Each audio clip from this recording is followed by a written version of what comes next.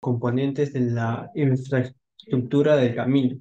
Para ello tenemos seis y nombraré los siguientes. Uno es la preparación del terreno. Se denomina preparación del terreno natural al allanado, al también nivelado y al compactado sobre el que se construirá la infraestructura. 2. Explanación. Se denomina explanación al movimiento de tierras, conformado por dos partes, que es el corte y relleno, también llamado terraplén. En 3, subrasante del camino.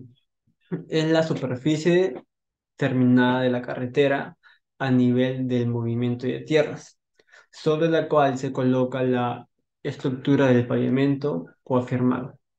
También es el asiento directo de la estructura del pavimento y forma parte del prisma de la carretera.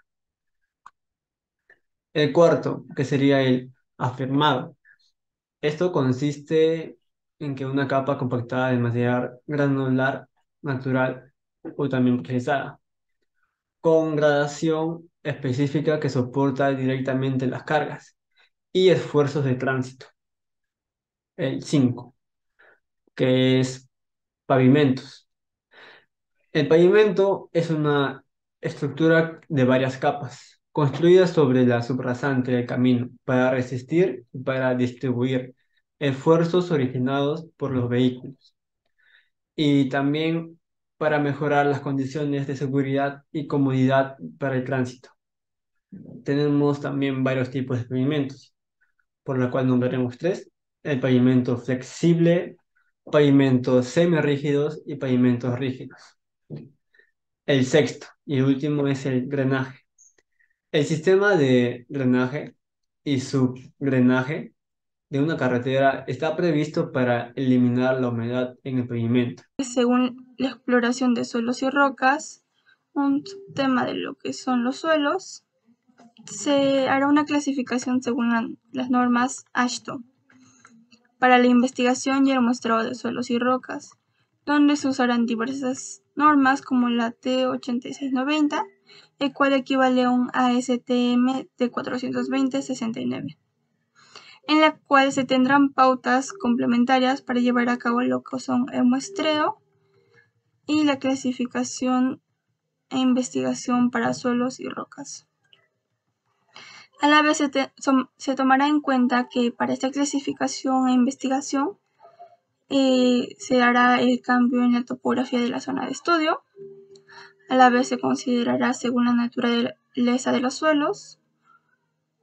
Se delimitará las zonas que detectan los suelos insuficientes o inadecuados. A la vez si soportan terraplenes o rellenos de altura con una altura mayor a 5 metros. Descripción de los suelos. Los suelos encontrados serán descritos y clasificados de acuerdo a la metodología de la construcción de vías, en la cual se tienen las normativas AASHTO y SUCS.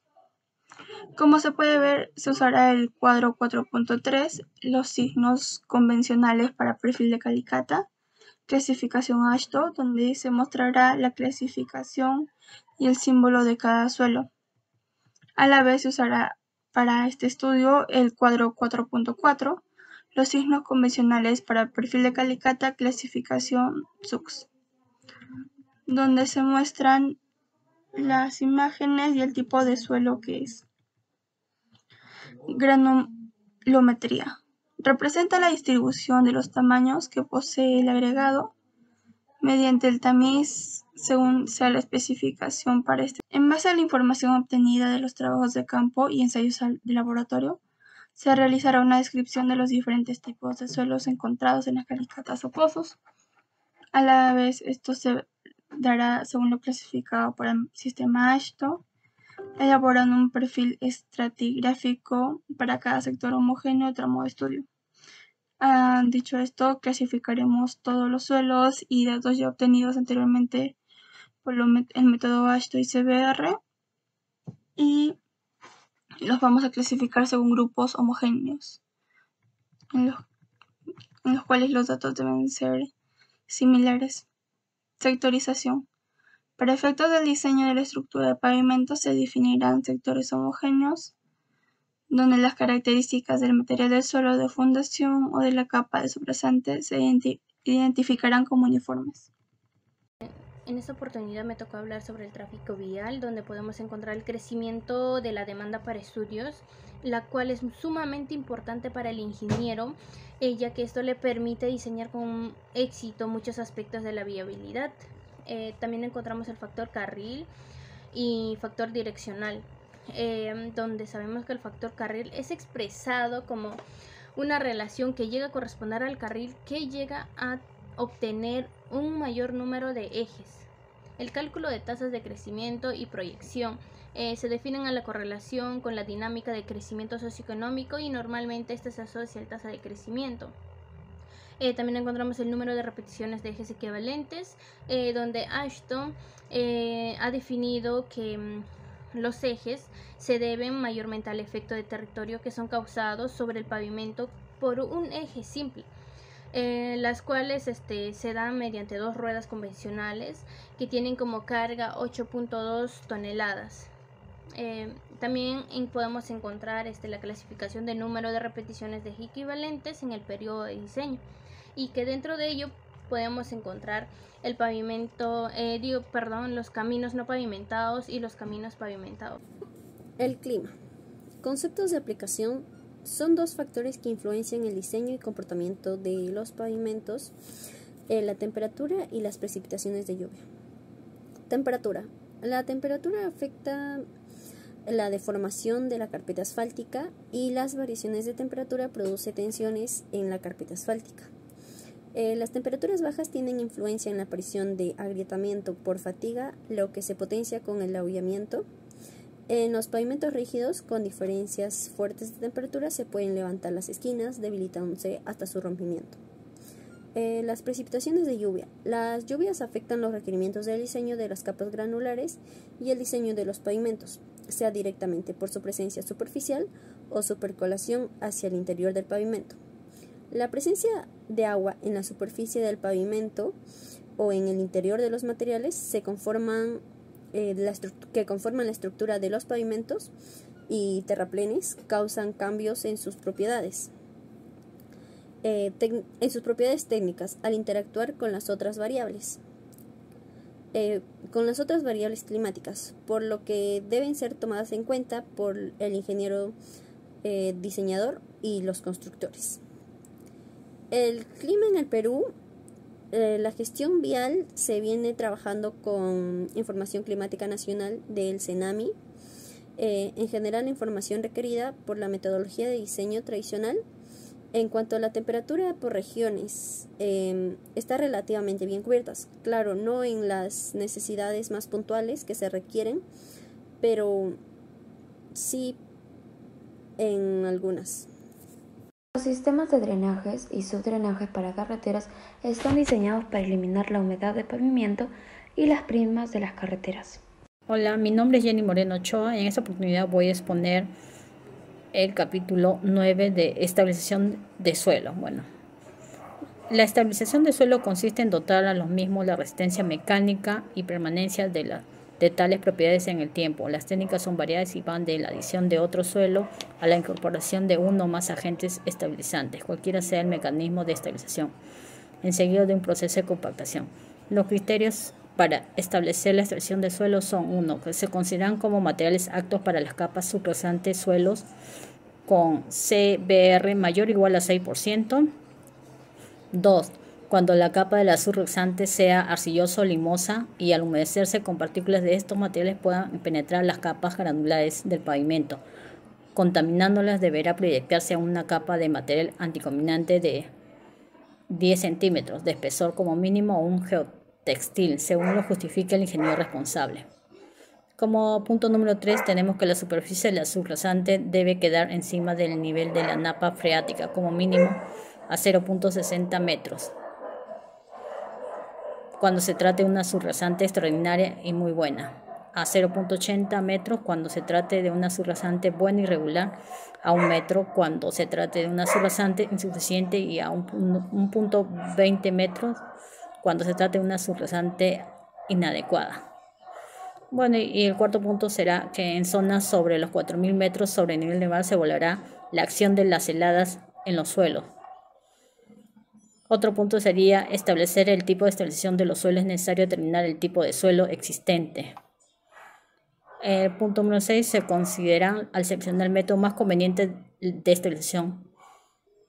Son el tipo de suelo estabilizar, uso de propuesta de suelo estabilizado, tipo de aditivo estabilizador de suelos, experiencia en el tipo de estabilización que se aplicará, disponibilidad del tipo aditivo estabilizador, disponibilidad del equipo adecuada, costos comparativos. Bueno, la estabilización mecánica de suelos pretende mejorar el material del suelo existente sin cambiar la estructura y composición básica del mismo. Como herramienta para lograr este tipo de estabilización se utiliza la compactación, con la cual se reduce el volumen vacíos presentes en el suelo. También tenemos estabilización por combinación de suelo, estabilización por sustitución de suelos, suelos estabilizados con cal, suelos estabilizados con cemento, en la cual van a depender del tipo y cantidad de suelo, cemento y agua, ejecución, edad de mezclas compactadas y tipo de curado. Bueno, otro tenemos suelos estabilizados con escoria. Material para pavimento de acuerdo al Manual de Carreteras de Suelo de Geología, Geotecnia y Pavimentos, sección de suelos y pavimentos, nos indica que los materiales para los pavimentos son: primer punto, de los geosintéticos, que estos materiales deben cumplir los requisitos mínimos establecidos por la norma técnica peruana Indecopi. Asimismo, para la colocación y ejecución de la partida deberá estar de acuerdo al manual de carreteras. Por segundo, del afirmado. El material afirmado debe cumplir con los requisitos mínimos establecidos en la sección 301 del manual de carreteras. Para su ejecución se deben cumplir los requisitos de los materiales, equipos y requerimientos de construcción, control de calidad y aceptación de los trabajos. En la subbase granular, se deben cumplir los requisitos de equipos, requerimientos de construcción, el control de calidad y la aceptación de los trabajos y las consideraciones de CBR, que en este caso el CBR en el subbase granular mínimo debe ser del 40%. Siguiente punto, de la base granular. El material granular para la capa se debe cumplir los requisitos de calidad establecidos en la sección 403 del Manual de Carreteras. Especificaciones técnicas generales para la construcción vigente. Por quinto punto, de la base tratadas con asfalto, con cal y con cemento, los materiales granulares para las capas de bases tratadas deberán cumplir con los requisitos establecidos en el capítulo número 4 de las subbases y bases del Manual de Carreteras. En el punto 6, de los pavimentos asfálticos en frío, dentro de estas capas asfálticas en frío se encuentran las principales, como son los tratamientos superficiales, la bicapa, el mortero asfáltico o lechada asfáltica, que son los micropavimentos, establecidos en el capítulo número 4 del pavimento asfáltico del Manual de Carreteras. De los pavimentos asfálticos calientes, especificaciones técnicas generales para construcción vigente respecto a los agregados gruesos, agregados finos y gradación y los tipos de cemento asfáltico, cemento del acuerdo del Manual de Carreteras. En el punto 8, el de los pavimentos de concreto hidráulico. Los materiales para la mezcla del concreto hidráulico deberán cumplir los siguientes requisitos que están establecidos en el capítulo número 4 del pavimento de concreto hidráulico, que nos podemos encontrar en la sección 438 del Manual de Carreteras.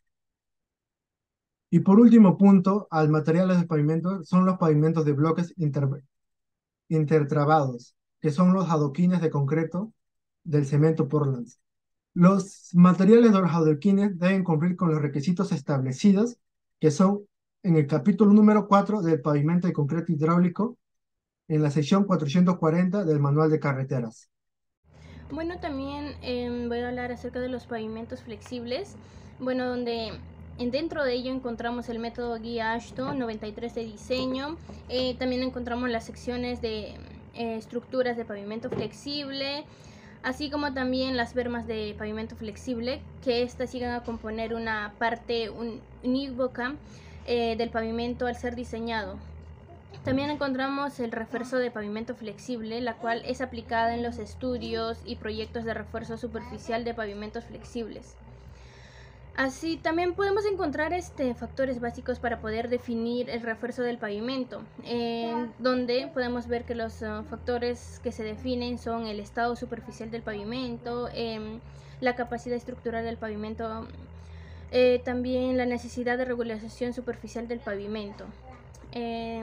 También hay como tema el tráfico para el refuerzo del pavimento, donde podemos ver que esta depende del número y de las características de los vehículos pesados que esta pueda prever. Así también se puede encontrar las fallas en el pavimento. Una de ellas es que se debe al exagerado incremento de las cargas circulantes, las deficiencias en el proceso constructivo, el proyecto es deficiente, también incluye el factor climático, así como también fallas superficiales y estructurales. También podemos encontrar la serviciabilidad, regularidad superficial, la cual es definida como la capacidad de un pavimento para poder servir al tránsito para la cual es diseñada. También encontramos la evaluación estructural por deflectometría, donde se sabe que es el estudio de las deformaciones verticales de la superficie de una calzada. También se encuentra la renovación superficial y finalmente podemos encontrar el refuerzo de pavimentos flexibles.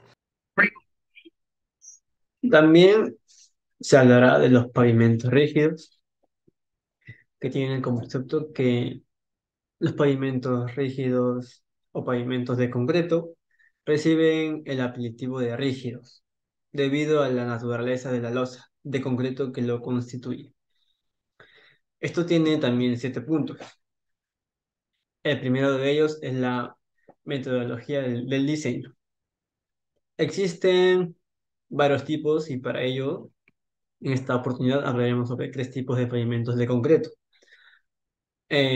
Nombraremos el pavimento de concreto simple con juntas, pavimento de concreto reforzado con juntas y pavimentos de concreto continuamente reforzados. También se usará la metodología de diseño AASHT 93, que estima que para una construcción nueva del pavimento comienza a dar servicio a un nivel alto. A medida que transcurre el tiempo y con las repeticiones de carga de tránsito, el nivel de servicio baja. El método impone un nivel de desarrollo de servicio también final que se debe mantener al concluir el periodo del diseño. Bueno, siguiendo también con otro punto, sería las juntas longitudinales y transversales. El objetivo de las juntas es controlar la fisuración y agrietamiento que sufre la losa del pavimento, debido a la contracción propia del concreto por pérdida de humedad. Las juntas tienen las siguientes funciones: controlar el agrietamiento transversal y longitudinal, eh, permitir el movimiento y alabeo de las losas, proveer la caja para el material del sello, permitir la transferencia de carga de losas. Y bueno, los tipos de juntas en los pavimentos de concreto son los siguientes. Tenemos que el tipo es juntas longitudinales, juntas transversales, mecanismos de transferencia de carga, barras de amarre, sellado de las juntas. Siguiendo con otro punto también, sería las bermas de pavimento. Las bermas tienen por finalidad proveer soporte de borde de la calzada de pavimento, asistencia a los vehículos en problemas y también incrementar la seguridad y prevenir la erosión de las capas inferiores. Tenemos también de las bermas 3 puntos subbermas en sí, como tenemos bermas de concreto, bermas de asfalto que presentan las mismas consideraciones que las desarrolladas, las bermas granulares que pueden emplearse para pavimentos rurales de bajo tránsito. Siguiendo con los puntos, tenemos materiales de los pavimentos rígidos. Los materiales del pavimento rígido son el concreto, el acero y canastillas, selladores y cordones de respaldo. Y bueno, el último punto es el refuerzo de pavimentos rígidos. El refuerzo de un pavimento rígido será necesario cuando presente fallas generalizadas de tipo estructural, con grietas, roturas y escalonamientos en juntas, asientos y daños también superficiales, que no puedan ser reparados económicamente por los métodos ordinarios de conservación y que afectan a corto plazo a la comodidad del usuario. En todos los casos, también se procederá a un estudio especial para determinar la causa de las fallas y adoptar las medidas precisas.